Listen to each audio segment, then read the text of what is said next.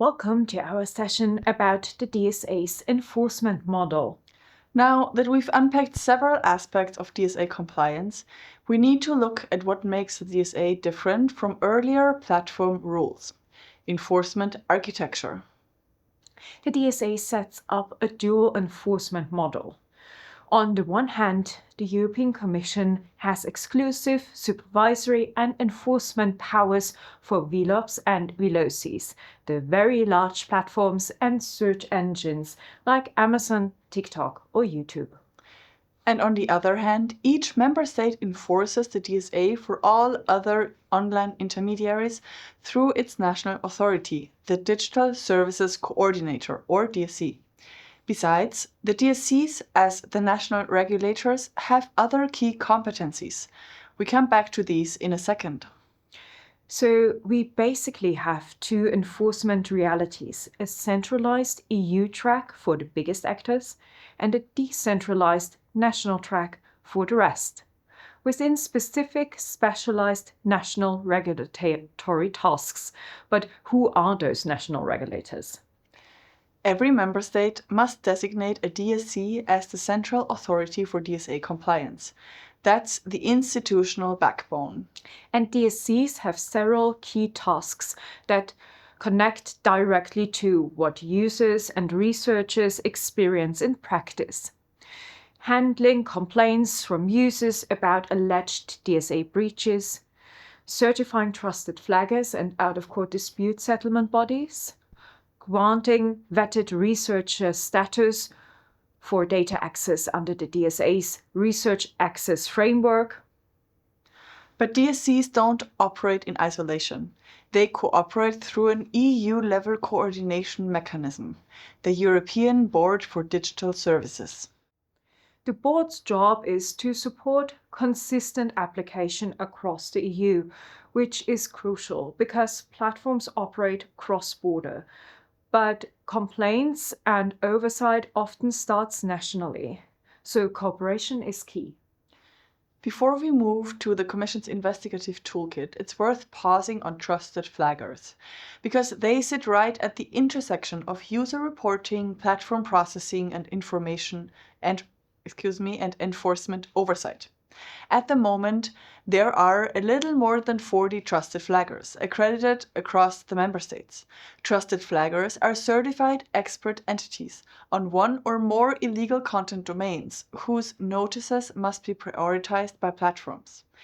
The normative idea is, if notices are high quality and well substantiated, platforms can act faster and more reliably. And that recognition is not symbolic. Trusted flaggers have to provide competence, independence from platforms, and that they flag in a diligent, accurate, and objective way.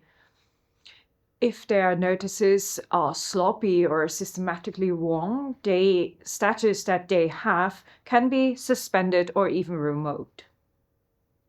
But what's crucial, and this is where implementation really matters, is that the fast lane is not automatically frictionless. The process of becoming a trusted flagger can take months and requires often extensive paperwork and organizational proof without an increase in funding. Besides, there are also trusted flagger reports that collect all their notices to platforms, which is an additional aspect of enforcement. And platforms must indicate if a notice is received from a trusted flagger or a normal user in the Statement of Reason database. And according to our expert, Simon Parkin, the apparatus around trusted flaggers in the DSA is intended to make reporting more streamlined, especially when reporting within the law. But each platform essentially implements reporting channels, interfaces, and options differently, and each trusted flagger would have to become familiar with each one of these. Platforms also blend legal categories with their own internal terms of service categories, which are not subject to legal oversight. Platforms may decide to respond to a report according to their own judgment, replacing the judgment of a trusted flagger. So a lot of extra complexity has been created too, not only by the DSA, but in response to the DSA. This is all while there is no additional funding or resourcing available for a newly approved trusted flagger. The reporting is also further complicated for end users. The DSA recognizes user rights online, but that means that users then need to know their rights and be able to put those rights into practice. There is a risk that a user will suddenly get pulled into what, for most people, might look like a fully blown legal process, all while they are in the middle of browsing a social media platform or website. Legal reporting then also needs to be approachable relative to easier looking reporting options provided by the platform itself. Let's zoom in on the Commission's enforcement tools for VLOPs and VLOCs. These are the strictest rules of the DSA. First, requests for information. Authorities can require access to data systems and internal documents to reveal compliance. This includes what platforms know, how they assess risks, and what they have done in response. Second, the Commission can take interviews and statements from people involved. This is a classic investigative power, but applied to platform governance. Third, inspections at the platform's premises. The ability to verify and investigate directly rather than relying solely on self-reported documentation. Tools are one thing, but enforcement becomes very real when the Commission moves to proceedings. The Commission can initiate proceedings with a view to adopting formal decisions.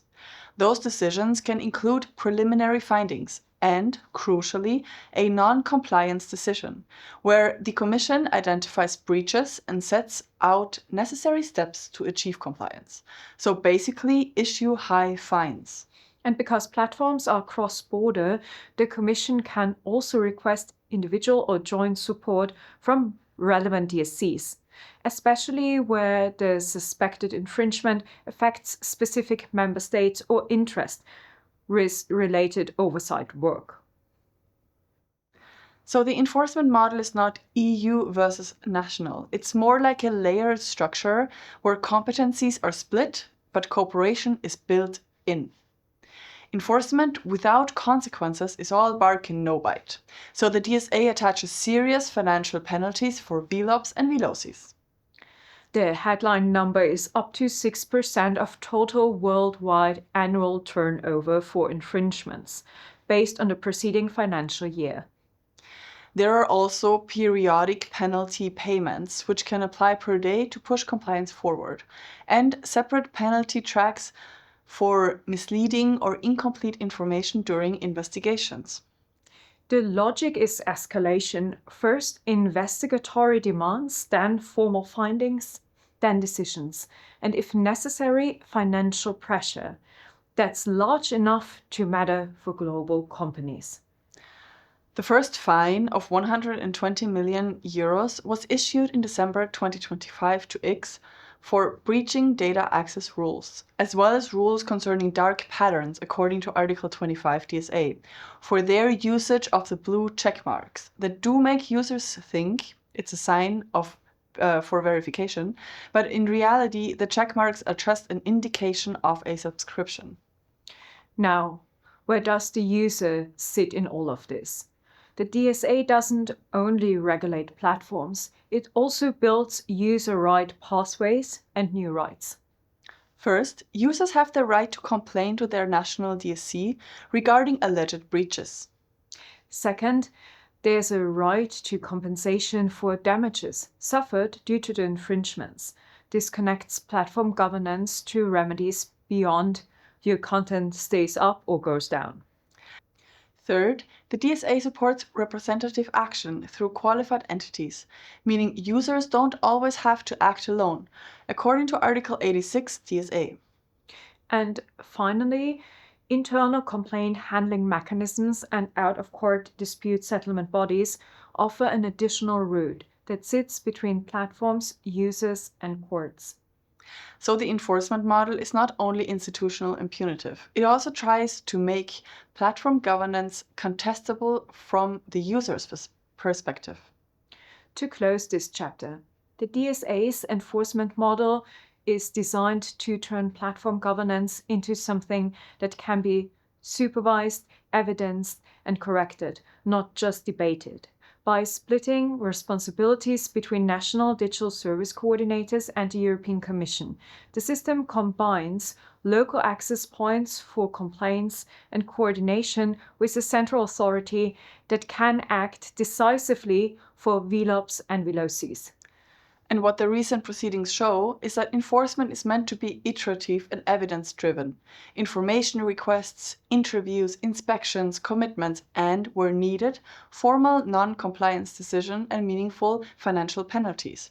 At the same time, user rights and complaint pathways ensure that information also works from below. The overall promise is a regime where structural risks are identified early, mitigation are tested in practice, and accountability is continuous rather than exceptional.